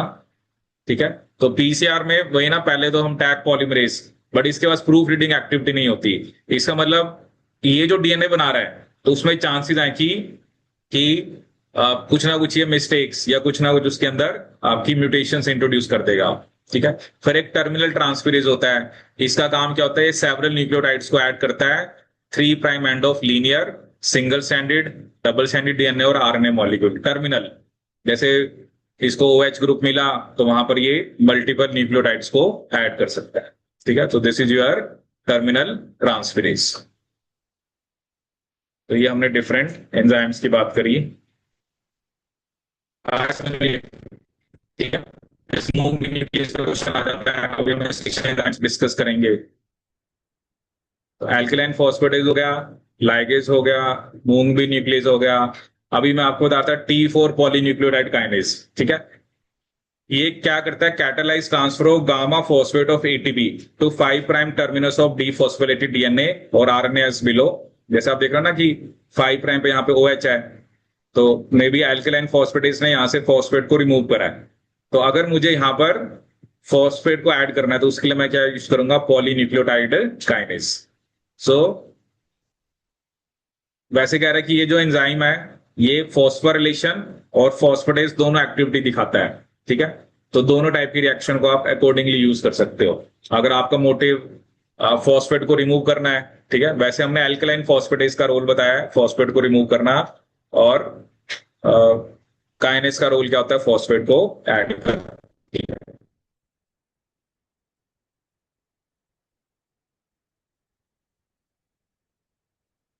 अब हम बात करेंगे रेस्ट्रिक्शन एंजाइम्स की, ठीक है, रेस्ट्रिक्शन एंडोन्यूक्लियसेस। और यहां पर हमारे पास characteristics and different type of nucleases की। जैसे टाइप 1, तो इसमें क्या होता है, वो कह रहा है एक ही एंजाइम है, ठीक है, एक ही एंजाइम होता है जिसके पास अलग अलग सब यूनिट्स हैं रैकग्निशन के लिए, क्लीवेज के लिए और मिथाइलेशन के लिए, ठीक है। क्योंकि ये रैकग्नाइज करता है, क्लीव भी करता है और मिथाइलेशन, एक ही एंजाइम के पास तीनों एक्टिविटी हैं। It recognize and methylates a single sequence, but ये क्लीव करता है वहां से 1000 बेस पेयर अवे। मतलब जिस डीएनए को ये रैकग्नाइज करता है उसे 1000 बेस पेयर अवे कट करता है, ठीक है। लेकिन जो टाइप 2 है उसमें दो डिफरेंट एंजाइम्स होते हैं with which both recognize the same target sequence which is symmetrical, ठीक है ना। जैसे हम बोलते हैं ना कि ये पैलिंड्रोमिक सीक्वेंस, जैसे इक्वल की बात करते हैं, क्योंकि ये दो restriction enzymes होते हैं, ये जनरली किस टाइप के सीक्वेंस को रिकॉग्नाइज करते हैं, आपके पैलिंड्रोमिक को। जैसे इको R1 होता है, तो अगर उसकी हम रिकॉग्निशन सीक्वेंस की बात करें तो क्या होता है, GAATTC। तो यहां सामने क्या आ जाएगा, CTTAAG। तो ई को R1 जो होता है वो G और A के बीच में कट करता है, ठीक है। तो two different enzyme with both which both recognize the same target sequence which is symmetrical, and the two enzymes either cleave or modify the recognition sequence, या तो क्लीव करते हैं या मॉडिफाई करते हैं। तो मेनली RDT के अंदर हम इसी को यूज करते हैं, क्योंकि जिस सीक्वेंस को ये रिकॉग्नाइज करते हैं उसी में कट करते हैं। वो डिपेंड करता है, cut away from the centre कर रहे हैं, so this will lead to formation of sticky ends. But अगर जो कट है वो बिल्कुल सेंटर में कट करते हैं तो this will lead to generation of blunt ends, ठीक है। टाइप 3, इसमें भी एक एंजाइम होता है, टू डिफरेंट सबसेट्स होते हैं, one for recognition and modification and one for cleavage, ठीक है। recognize and methylate same sequence but cleaves 24 to 26 base pair away। इसलिए हम टाइप 1 3 को यूज नहीं करते, क्योंकि उनका जो रैकग्निशन सीक्वेंस है और जो बेसिकली क्लीव करने वाला सीक्वेंस है वो दोनों क्या आपके डिफरेंट है। जैसे एक और भी लिखा हुआ है टाइप 2S, ये भी दो डिफरेंट एंजाइम्स होते हैं बट इनका रैकग्निशन सीक्वेंस एसिमेट्रिक होता है। Cleavage occurs on one side of recognition sequence up to 20 base pair away, ठीक है। तो ये भी हम नहीं यूज करते, क्योंकि इसमें भी क्या है, एक तो रैकग्निशन सीक्वेंस एसिमेट्रिक होता है और जो क्लीवेज है तो सिर्फ रैकग्निशन सीक्वेंस के एक साइड क्लीवेज करता है, वो भी 20 बेस पेयर अवे, ठीक है। लेकिन जो टाइप 2 होता है वो हमें पता है कि वो दोनों स्टैंड के अंदर कट करेगा, ठीक है। इस रैकग्निशन सीक्वेंस सिमेट्रिकल है, जैसे CATTC। तो क्योंकि ऑब्वियसली अगर आप इसको 5 2 3 लिख रहे हो तो ये भी 5 2 3 यही सीक्वेंस होता है। तो रैकग्निशन सीक्वेंस जो है वो सेम है और कट भी जो है वो दोनों स्टैंड्स में करता है, ठीक है। ऐसे नहीं कि सिर्फ एक स्टैंड में कट कर रहा है, ठीक है। अब ये देखो यहाँ पर हमें कुछ एग्जाम्पल दे रखे हैं। तो जैसे कुछ रेस्ट्रिक्शन एंडोन्यूक्लियस और उनके रैकग्निशन साइट्स हैं, ठीक है।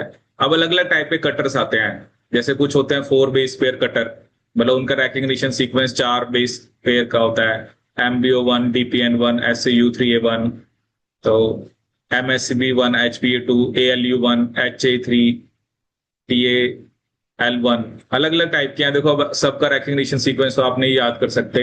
अभी आप देखो ना क्वेश्चन जो होता है उसमें एक्चुअली ये गिवन होता है कि ये स्टिकी बनाता है, ये ब्लंट बनाता है। तो जैसे अभी देखो आप ये सिटी बनाएगा, ये भी सिटी बनाएगा। जैसे AL1 और HA3 कैसे बना रहे हैं आपके, ये ब्लंट एंड्स बना रहे हैं, ठीक है। 6 बेस पेयर कटर में आप देख रहे हो ये BGL2, clay 1, PVU2, PVU1, KPN1, ठीक है।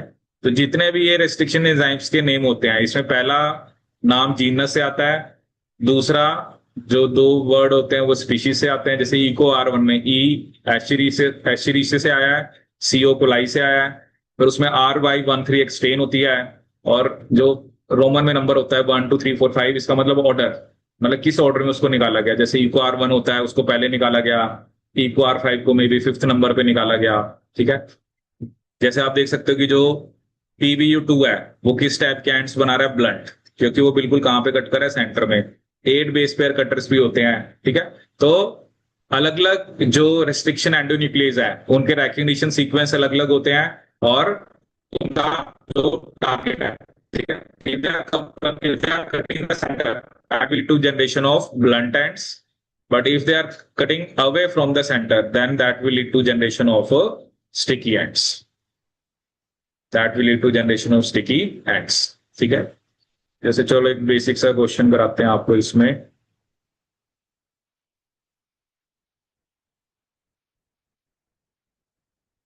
क्वेश्चन करते हैं, जैसे लिखिए, क्वेश्चन लिखिए।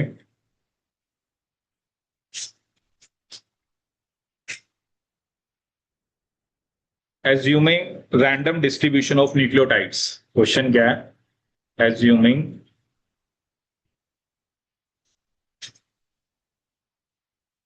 random distribution of nucleotides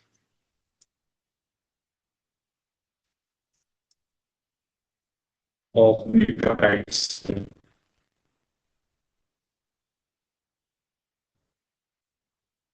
assuming random distribution of nucleotides,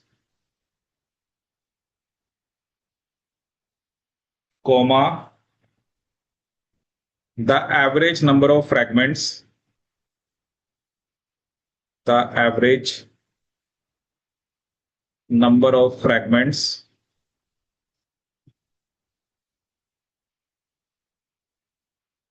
generated upon the average number of fragments generated upon digestion of upon digestion of circular DNA, digestion of circular DNA of size DNA of size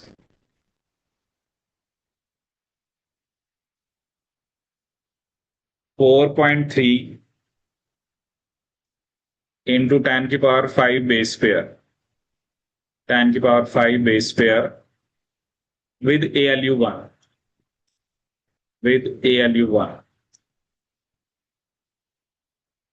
with ALU1, और bracket में हमें ये भी बता रखा है कि ALU1 जो है, जैसे यहां पर भी आपको शो कर रखा है कि वो AG और CD के बीच में कट करता है, ठीक है, इज इंटू 10 की पावर 3 वगैरह। अगर मेरे पास रैंडम डिस्ट्रीब्यूशन है न्यूक्लियोटाइड्स की, और मेरे पास एक सर्कुलर DNA है जिसका साइज कितना है 4.3 इंटू 10 की पावर 5, तो आपने बताना है कि अगर हम इस DNA के फ्रेगमेंट्स कराएंगे ALU1 से, तो एवरेज नंबर ऑफ फ्रेगमेंट्स आपके कितने बनेंगे। करिए इस क्वेश्चन को ट्राई। ठीक है, तो चलिए देखते हैं इस टाइप के क्वेश्चन को हम कैसे करते हैं। तो क्या करें कि assuming random distribution of nucleotides, the average number of fragments generated upon digestion of circular DNA of a size with ALU1, ठीक है।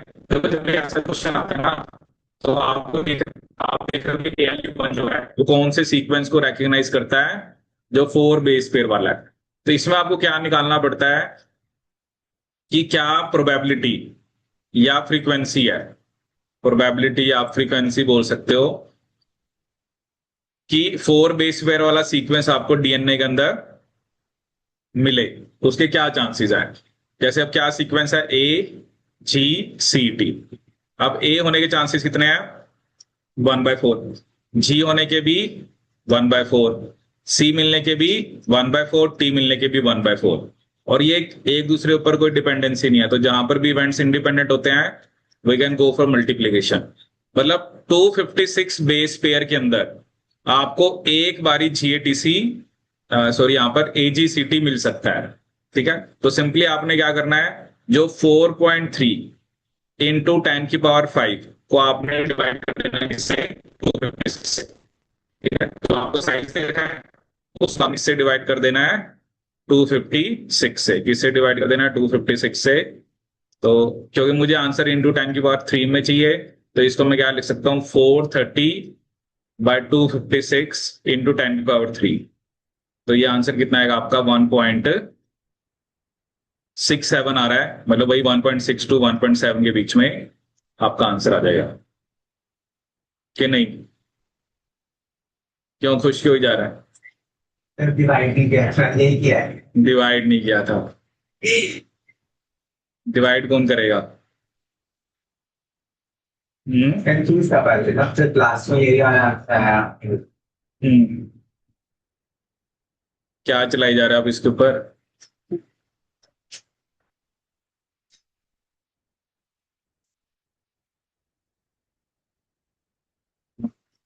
हम्म। अच्छा, आप लोगों का भी चल जाता है इस पैसे।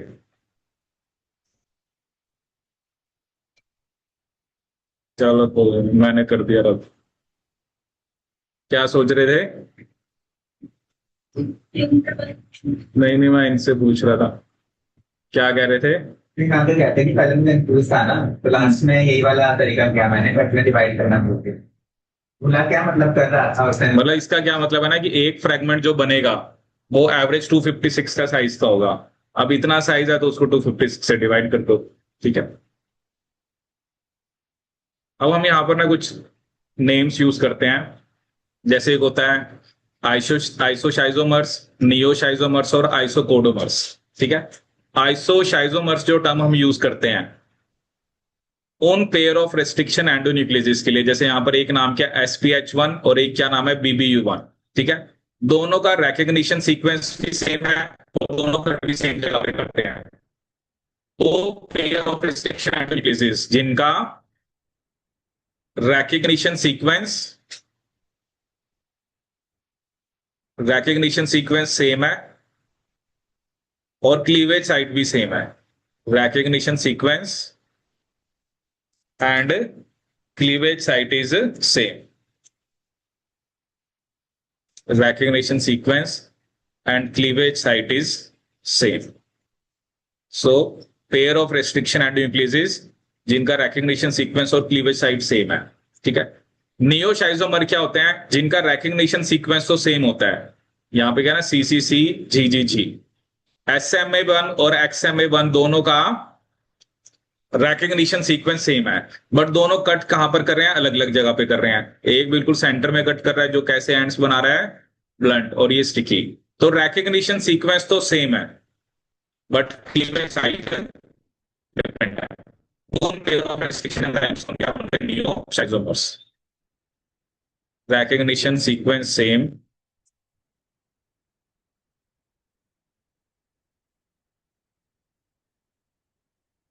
But cleavage site is different.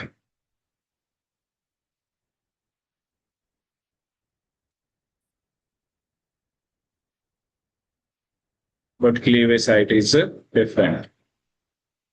ठीक है, देन वी हैव आइसोकोडोमर्स। इनमें क्या होता है, recognition सीक्वेंस अलग होते हैं, बट जो आपके एक होता है ना, एक टाइप ऑफ जो स्टिकी एंड्स बनते हैं वो आपके सेम बनते हैं। जैसे आप देख रहे हो ना, आप GATC तो recognition सीक्वेंस डिफरेंट होते हैं but they generate same type of ends. recognition sequence different होता है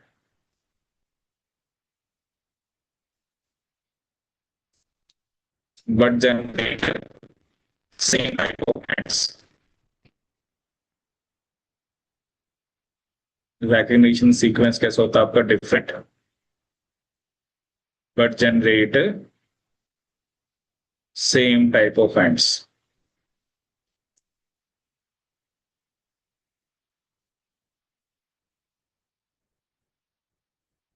But generate same types of ends. उसे हम क्या बोलते हैं आपका आइसोकोडोमर. तो आइसोशाइजोमर्स रैकग्निशन सीक्वेंस भी सेम है, क्लीवेज भी सेम जगह करते हैं. नियोशाइजोमर्स रैकग्निशन सीक्वेंस सेम है बट क्लीवेज साइड डिफरेंट है. आइसोकोडोमर रैकग्निशन सीक्वेंस डिफरेंट है but generate same type of ends. ठीक है.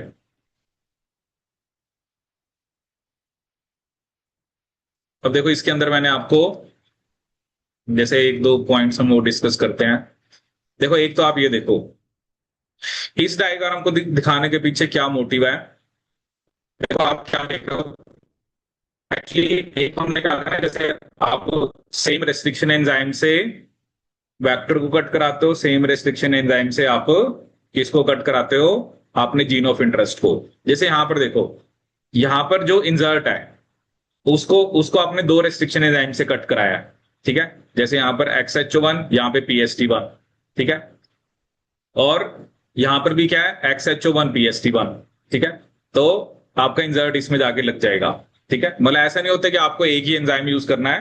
ठीक है. अभी ये क्वेश्चन भी हम डिस्कस करेंगे, उसमें आपको मैं यही कंसेप्ट दिखाऊंगा. वो क्वेश्चन अभी डिस्कस करेंगे, यहां पर होगा ये क्वेश्चन. जैसे ये वाला क्वेश्चन अभी हम डिस्कस करेंगे. ठीक है. तो उससे आपको क्लियर होगा कि हम एक ही जगह दो रेस्ट्रिक्शन एंजाइम क्यों यूज कर रहे हैं. तो आप देखो इधर क्या है, देखो बात क्या है ना, इधर तो दोनों सेम है.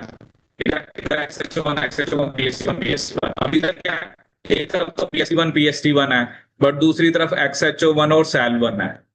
देखो कंडीशन क्या होनी चाहिए कि दोनों सेम टाइप ऑफ एंड्स बनाए. कई बार ऐसा होता है कि क्या पता सेम क्लोनिंग साइट वेक्टर में है ही नहीं, मतलब जो मैच नहीं कर रही है. बट ऐसा नहीं होना चाहिए कि एक तरफ स्टिकी हो एक तरफ ब्लंट हो. या तो इस केस में क्या है, दोनों तरफ स्टिकी है और जीन ऑफ इंटरेस्ट वेक्टर दोनों में सेम है. इधर क्या है, दोनों तरफ है तो स्टिकी बट एक रेस्ट्रिक्शन साइट तो दोनों में सेम है बट एक रेस्ट्रिक्शन साइट डिफरेंट है. तीसरा केस देखो, इधर एक स्टिकी है एक ब्लंट है, तो ये भी चलेगा कि स्टिकी वाला स्टिकी वाली जगह लग जाएगा, ब्लंट वाला ब्लंट वाली जगह लग जाएगा.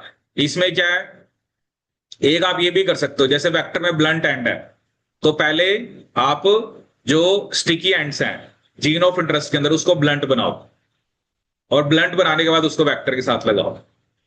तो you can have different possibilities. या आप ये भी कर सकते थे, या तो ये जो वेक्टर था इसको पहले ब्लंट बना लेंगे. ठीक है. लेकिन यहां पर उसने क्या करा, आपका जो जीन ऑफ इंटरेस्ट था उसके ब्लंट एंड को, उसके स्टिकी एंड को पहले ब्लंट बनाया और फिर उसको वेक्टर के अंदर लगा दिया. तो ये सब हम कर सकते हैं ऐसा. ठीक है. जैसे क्वेश्चन है उससे आपको थोड़ा क्लियर होगा, तो क्वेश्चन डिस्कस करते हैं. जैसे देखो ये क्वेश्चन है, वो कह रहा है कि which one of the following combination of enzymes used for cloning a linear insert fragment into a digested plasmid vector would have the least probability of generating self-ligated vectors in a cloning experiment. कि किसके अंदर किसके chances कम, सबसे कम probability होगी generation of self ligated vectors. वही ना, जैसे हमने कहा था कि सेल्फ लाइगेशन को रोकने के लिए या तो आप एल्कलाइन फॉस्फेटेज से ट्रीटमेंट करा दो, बट यहां पर वो बात नहीं कर रहा है.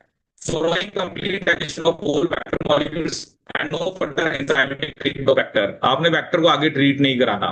ठीक है. अब जैसे आपका वेक्टर है, आपने ये कराया बट इसमें वही है कि फर्दर कोई ट्रीटमेंट उसने मना कर दिया नहीं कराना. ठीक है. आपने एल्कलाइन फॉस्फेटेज का ट्रीटमेंट करा के आप you can prevent the self ligation, but उसने वो मना कर दिया.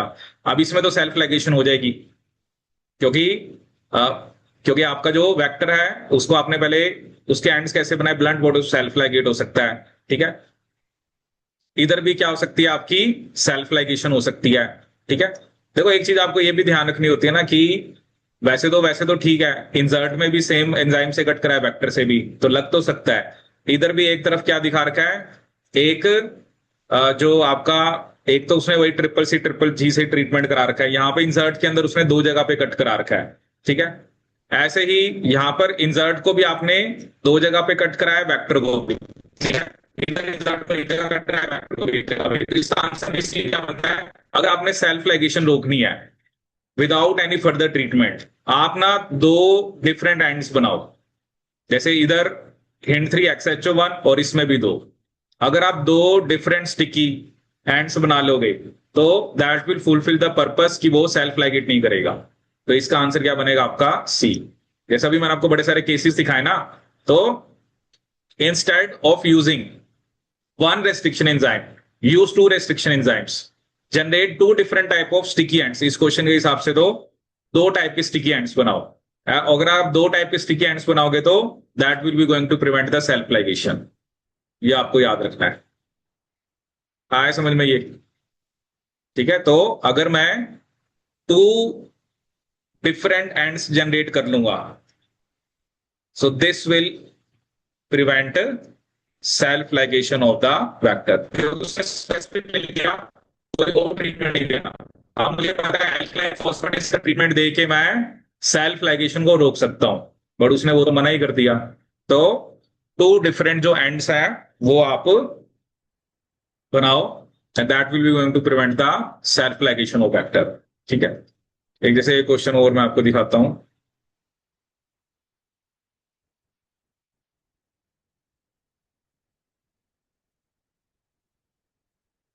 जैसे आप ये देखो, आप given below are names and recognition sequence of few restriction enzymes that are used for cloning experiment. The cleavage site of each enzyme is indicated below. जैसे EcoR1 है, वो कैसे एंड्स बनाता है? स्टिकी। ठीक है, हिंग 2 कैसे बना रहा है? ब्लंट। मैंने आपको बताया ना, वो सीक्वेंस दे देते हैं, नहीं दिया होगा तो आपके लिए जज करना फिर बड़ा मुश्किल है। EcoR5 भी कैसे बना रहा है? ब्लंट। BAMH1 कैसे बना रहा है? स्टिकी। और BGL2 भी कैसे बना रहा है? स्टिकी। अब वो कह रहे हैं कि हमारे पास डिफरेंट वेक्टर है और फ्रैगमेंट्स है। ठीक है, और हमने जो डिफरेंट वेक्टर और इंसर्ट फ्रैगमेंट्स जिसको हमने अलग अलग डाइजेशन से बनाया है। ठीक है, ऑब्वियसली वेक्टर अगर EcoR1 है तो ये कैसा एंड होगा? स्टिकी। ठीक है, EcoR5 है तो ब्लंट, BAMH1 है तो आपका स्टिकी, BGL2 है तो स्टिकी, हिंग 2 है तो आपका ब्लंट। ऐसे अगर हम इधर भी लिख दें EcoR5 ब्लंट, हिंग 2 blunt, EcoR1 sticky, BAMH1 sticky, BGL2 sticky. Which one of the following options represent the correct combination of the vector and insert? अब देखो क्या ना, अगर आपके वेक्टर में ब्लंट एंड है तो आपके इंसर्ट फ्रैगमेंट में भी ब्लंट होना चाहिए। अगर आपके वेक्टर के अंदर स्टिकी है तो इंसर्ट फ्रैगमेंट में भी स्टिकी होना चाहिए। ठीक है, कई बार ये हो सकता है कि सेम ना हो दोनों, बट चलेगा। जैसे अब देखो इसने लिखा है EcoR2, EcoR1 कैसे एंड बना रहा है? स्टिकी, और 2 कैसे बना रहा है? ब्लंट। तो ये तो हो ही नहीं सकता, ये तो गलत हो गया, क्योंकि A और 2, A क्या है? EcoR1, 2 है हिंग 2। ये बनाता है स्टिकी, ये बनाता है ब्लंट। ये तो this is not the combination that we require. या तो दोनों स्टिकी हो या दोनों ब्लंट हो। B का 2, EcoR5 ब्लंट, हिंग 2 ब्लंट, ये हो सकता है। चलो B का 2 हो सकता है। D का 4, D क्या बना रहा है? स्टिकी, 4 भी क्या बना रहा है? स्टिकी, ये भी हो सकता है। E का 1, E क्या बना रहा है? ब्लंट, 1 भी क्या बना रहा है? ब्लंट, ये हो सकता है। So this could be the right answer. ठीक है, बाकी भी देख लेते हैं। जैसे A का 5, A क्या बना रहा है? स्टिकी, 5 भी क्या बना रहा है? स्टिकी। C का 1, C क्या बना रहा है? स्टिकी, 1 क्या बना रहा है? ब्लंट, तो ये भी खत्म ऑप्शन। ठीक है, C का 4, C क्या बना रहा है? स्टिकी, 4 क्या बना रहा है? स्टिकी, ये भी हो सकता है। D क्या बना रहा है? स्टिकी, 1 क्या बना रहा है? ब्लंट, तो ये भी नहीं हो सकता। तो इसका करेक्ट आंसर क्या होगा? D। अब दिखने में क्वेश्चन बड़ा अजीब लगता है, बट देखना क्या, स्टिकी स्टिकी ब्लंट है। एक्चुअली छोटी क्लास में हमें ये बताया जाता था कि सेम रिस्ट्रिक्शन एंजाइम होना चाहिए, कि उसी को वेक्टर से कट कराना है, उसी को आपने आपके जीन ऑफ इंटरेस्ट या इंसर्ट फ्रैगमेंट से कट कराना है। बट यहां पर जो हम क्वेश्चन कर रहे हैं, we are interested in generating same type of ends. ठीक है, कोई बात नहीं अगर आपका, बट ये है कि स्टिकी होने चाहिए दोनों तरफ। ठीक है, जैसा भी मैंने आपको ये इसलिए दिखाया था, ऐसा नहीं है कि आप सोचो कि हर केस के अंदर, क्योंकि वो डिपेंड करता है ना, क्या पता दोनों में से एक तरफ का एंड तो मैच कर रहा है बट दूसरा नहीं कर रहा है, जो मैंने आपको ये दिखाया। तो you can have different restriction enzymes या different restriction sites also, but the thing that you need to keep in mind, या तो दोनों स्टिकी होने चाहिए, ठीक है, या दोनों ब्लंट होने चाहिए। ठीक है, हाँ ये हो सकता है कि दोनों जो सेट ऑफ पेयर आप यूज कर रहे हो they could be different restriction enzymes, जैसे यहाँ पे XHO1 है, यहाँ पे SAL1 है, ठीक है। But the common thing is that कि दोनों स्टिकी बना रहे हैं, ठीक है। ऐसा नहीं होना चाहिए कि एक तरफ आप स्टिकी रख दो एक तरफ ब्लंट रख दो, जैसे यहाँ ये वाला केस जो है इसमें आप देख रहे हो कि वेक्टर में ब्लंट थे, आप इसको सीधा डाल ही नहीं सकते वेक्टर के अंदर क्योंकि उधर दोनों स्टिकी हैं, तो या तो स्टिकी को ब्लंट बनाओ तब जाके ही आप उस पर्टिकुलर डीएनए को वेक्टर में डाल पाओगे। These are the things that you need to keep in mind. आए समझ में? ये पढ़ा हुआ है कि नहीं ये? ठीक है, मतलब देखो मेरा मोटिव मैंने आपको पहले ही बताया, थोड़ी बेसिक थ्योरी हमें पढ़नी है, फिर देखो ये आपके सामने मैं क्वेश्चंस रख रहा हूँ, और भी क्वेश्चंस है जो आप ट्राई करना, but this is one of the thing कि देखो अभी क्वेश्चन दिखने में बड़ा पता नहीं उसने क्या पूछ लिया है, ठीक है। इस क्वेश्चन में भी लग रहा है पता नहीं उसने क्या पूछ लिया है, तो देख के कई बार बच्चा घबरा जाता है, बट आपने थोड़ा सा वहां पर कंसेप्ट लगाना है, थोड़ा सा आपको पता होना चाहिए कि जैसे इस क्वेश्चन से हमने क्या देखा, अगर मुझे वेक्टर की सेल्फ लाइगेशन को प्रिवेंट करना है विदाउट एनी ट्रीटमेंट, तो we should prefer an insert with two sequence and vector with two sequence, ठीक है। दोनों एंड पे अलग अलग आपका जो दोनों अलग अलग टाइप के स्टिकी एंड्स हो, ठीक है। आए समझ में ये?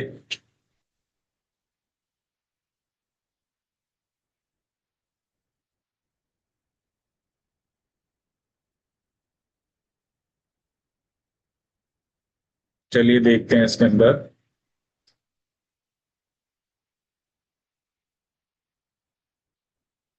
अब ये जो मैं आपको पॉलीमरेज बता रहा था, जो टैग पॉलीमरेज होता है उसके पास प्रूफ रीडिंग एक्टिविटी नहीं होती है, ठीक है।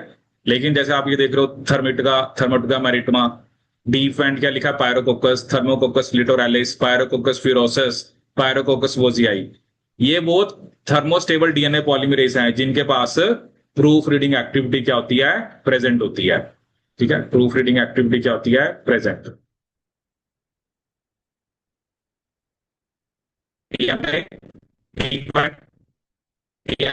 मतलब वही नाम जो है that is on the basis of the organism या सोर्स जिससे वो obtained। जैसे टैग पॉलीमरेज था तो वो किससे मिला था हमें, थर्मस एक्वेटिकस से, ठीक है।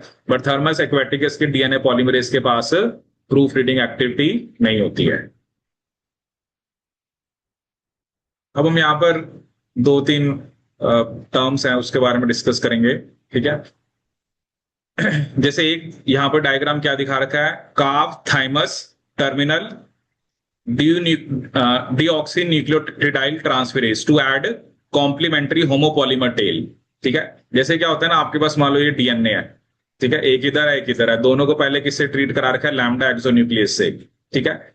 अब मे बी क्या है कि उसमें कुछ कुछ कॉम्प्लीमेंट्री सीक्वेंस है नहीं कि आपको एक दूसरे को ज्वाइन करा पाओ, तो आपने क्या करा, इसके एंड्स पे ए ऐड कर दिया, ठीक है, इधर भी ए ऐड कर दिया, इधर भी, इसको बोलते हैं होमोपॉलीमर्स, होमोपॉलीमर टेल, और दूसरे के में टीटी ऐड कर दिए। तो क्या होगा जब आप इन दोनों को मिक्स करोगे तो फिर इसका ए इसके टी के साथ और उसका ए दूसरे वाला ए दूसरे वाले टी के साथ, तो this will lead to formation of a double standard DNA, या जैसे सर्कुलर आप बना सकते हो, ठीक है।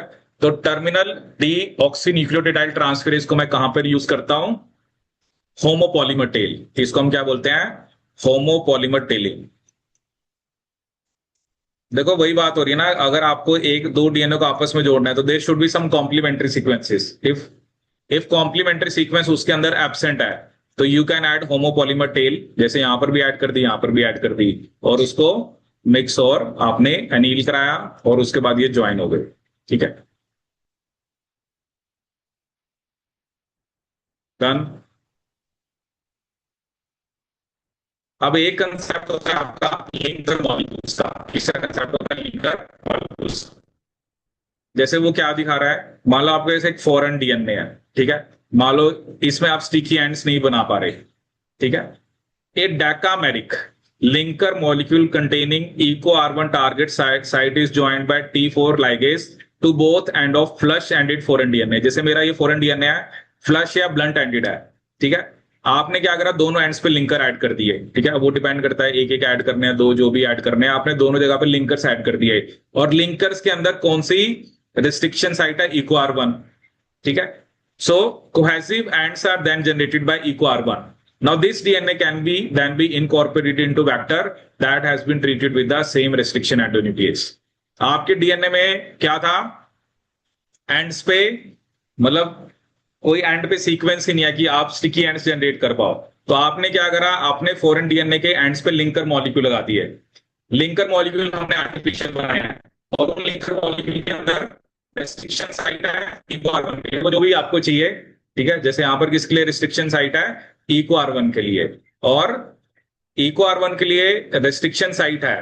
तो जैसे ही आपने उसको लगाया, उसके बाद आपने इको R1 से कट कराया, तो जो आपका यू कैन से कि जो आपका फॉरेन डीएनए था उसके उस पे आपके स्टिकी एंड्स बन गए और आपने उसको वेक्टर में क्या करा दिया, लाइगेट करा दिया। क्या करा दिया, ligate.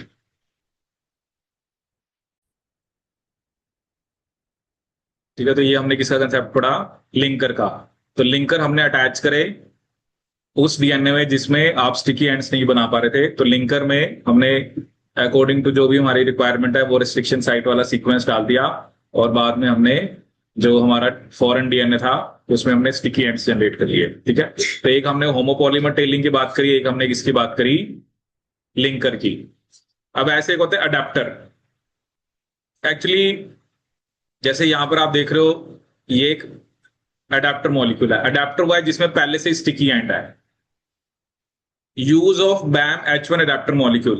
A synthetic adapter molecule is ligated to the foreign DNA. The adapter is used in the 5' OH form to prevent self polymerization. इसमें भी क्या होता है, आप 5' पे क्या रखते हो, OH ग्रुप। ठीक है, जैसे नॉर्मली तो 5' पे क्या होता है, फॉस्फेट होता है, बट इसमें 5' पे आपने क्या रखा है, OH ग्रुप। ठीक है, ताकि ये आपस में पॉलीमराइज ना कर जाएं। ठीक है, adapter is used in the 5' hydroxyl form. अब फॉरेन डीएनए, ये फॉरेन डीएनए है, ये अडेप्टर है, ये साथ में लग गया। ठीक है, लेकिन वही बात है, अगर आपको इसको वेक्टर में डालना है तो आपको 5' पे फॉस्फेट लगाना पड़ेगा। और अभी हमने एंजाइम डिस्कस करा था पॉलीन्यूक्लियोटाइड काइनेज, जो 5' पे क्या लगा देता है, फॉस्फेट। लिखा ना, the foreign DNA plus ligated vector is phosphorylated at the 5' termini and ligated into vector previously cut with BAM H1। अब इसमें भी BAM H1 है, तो आप अपने डीएनए ऑफ इंटरेस्ट को डाल सकते हो। तो अडेप्टर एक्चुअली हुआ है जिसमें पहले से स्टिकी एंड है, बट उसके 5' पे OH ग्रुप है। उसका उसका वो 5' OH इसलिए है ताकि सेल्फ लाइगेशन ना हो या सेल्फ पॉलीमराइजेशन ना हो। ठीक है, तो आपने आफ्टर लाइगेज से पहले आपने क्या करा, ओन अडेप्टर को फॉरेन डीएनए साथ लगा दिया। उसके बाद पॉलीन्यूक्लियोटाइड काइनेज की हेल्प से आपने 5' पे फॉस्फेट कर दिया, और अब आप now you will be able to ligate this foreign DNA into the vector, क्योंकि इसमें भी BAM H1 वाला साइट है, इसमें भी BAM H1 वाली है, और आपका क्या बन गया, ये there is a formation of a basically जो आपका रिकॉम्बिनेंट डीएनए बन गया। ठीक है, तो एक होमोपॉलीमर टेलिंग की हमने बात करी, एक हमने किसकी बात करी, लिंकर मॉलिक्यूल्स की, और एक हमने किसकी बात करी, अडेप्टर की। ठीक है, अब मैं आपको एक तो क्वेश्चन कराता हूं, जैसे ये वाला क्वेश्चन है, इसको ट्राई करो, बताओ इसका आंसर क्या है।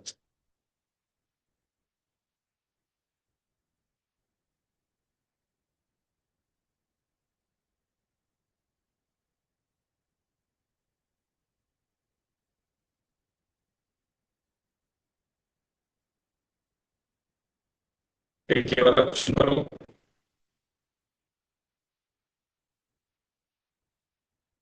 और एक ये वाला क्वेश्चन, ये दोनों ट्राई करो, फिर इसको डिस्कस करते हैं।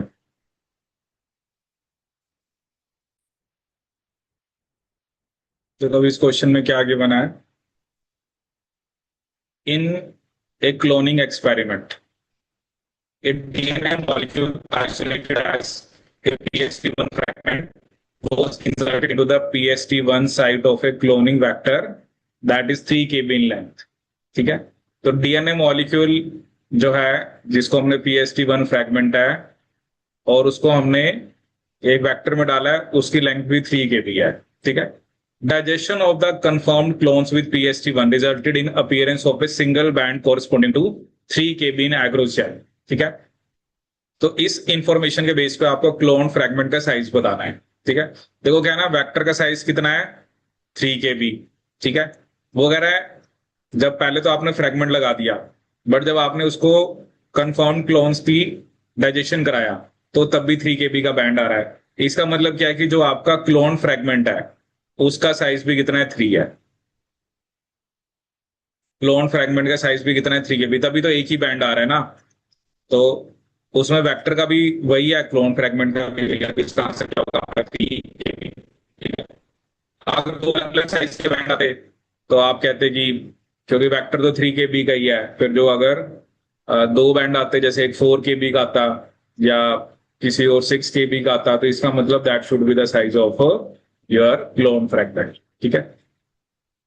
अब देखो ये क्वेश्चन ये है, given below is a schematic representation of a few restriction sites in the multiple cloning site of plasmid.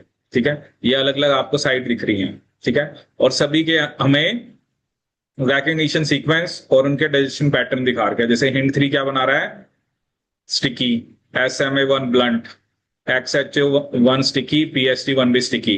Which one of the following combination of enzyme from the vector can be used for cloning a DNA fragment obtained as SAL1 and Hint2 fragment। ठीक है। मतलब आपका जो fragment है, ठीक है, वो तो क्या है, उसमें एक तरफ SAL1 है, दूसरी तरफ Hint2। which one of the following combination of enzyme from the vector can be used for cloning of DNA fragment। ठीक है। तो DNA फ्रेगमेंट में एक तरफ स्टिकी एंड एक तरफ ब्लंट है। ठीक है। तो हमें डीएनए वहां पे डालना पड़ेगा जहां पर एक तरफ स्टिकी हो एक तरफ ब्लंट हो। जैसे SMA1 क्या हो गया, बट इसमें इस तरफ पहले उसने क्या दिखा दिया, ब्लंट, ये क्या दिखा दिया, स्टिकी। बट हमें तो क्या चाहिए, पहले स्टिकी फिर ब्लंट। ठीक है। तो ये ब्लंट स्टिकी हो गया, तो ये नहीं हो सकता। इधर दोनों ही ब्लंट, दोनों स्टिकी हैं, तो ये भी नहीं हो सकता। इधर पहले स्टिकी है फिर ब्लंट है, तो this should be the right answer. इधर दोनों स्टिकी हैं, तो ये भी नहीं हो सकता। तो आंसर क्या होगा आपका, सी। ठीक है। अब इसमें चलो जैसे एक क्वेश्चन ये, तो जैसे थर्ड हमने कर लिया, फोर्थ कर लिया, एक ही आप ट्राई करना फिफ्थ वाला। एक मैंने आपको सिक्स करा दिया, सेवन्थ करा दिया, और एक ये क्वेश्चन ट्राई करो। ठीक है। तो आप समझ लो थोड़ा सा आपको ये फ्रैगमेंट्स वाला करना थोड़ा इसमें समझ में चाहिए। एक तो ये बात होगी कि बैक्टरो इंसर्ट को हमें सेम वो रखना है कि सेम रेस्ट्रिक्शन टाइम से कट कराना है। अगर दोनों तरफ स्टिकी हैं तो दोनों स्टिकी होने चाहिए। एक स्टिकी ब्लंट है तो दूसरे में भी, अगर वेक्टर में एक स्टिकी ब्लंट है तो इंसर्ट में भी एक तरफ स्टिकी एक तरफ ब्लंट होना चाहिए।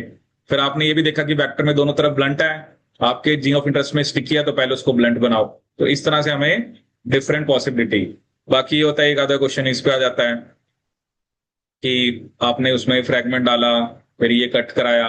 तो ये चीजों को ना थोड़ी आपको समझ होनी चाहिए, क्योंकि आगे आगे जैसे आप क्वेश्चंस भी आते हैं एग्जाम के अंदर, तो वहां पर कोई होता है ना, हमने जैसे इलेक्ट्रोफोरेसिस पहले ही पढ़ लिया है, तो वहां पर तो हमारे पास फ्रेगमेंट्स ही आते हैं। बट कई बार ये होता है आपको ये क्वेश्चन भी दिया होगा, साथ में रिजल्ट्स भी दिए होंगे, तो you should be able to जज।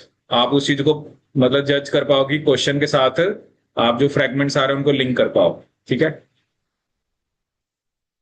तो ये हो गया आपका डेली एंजाइम्स के बारे में। और जो इस टाइप के क्वेश्चन आते हैं कि वेक्टर के बारे में और कैसे हम एंजाइम को उसमें, या आपका जो जीन ऑफ इंटरेस्ट होता है उसको कैसे इंसर्ट करते हैं।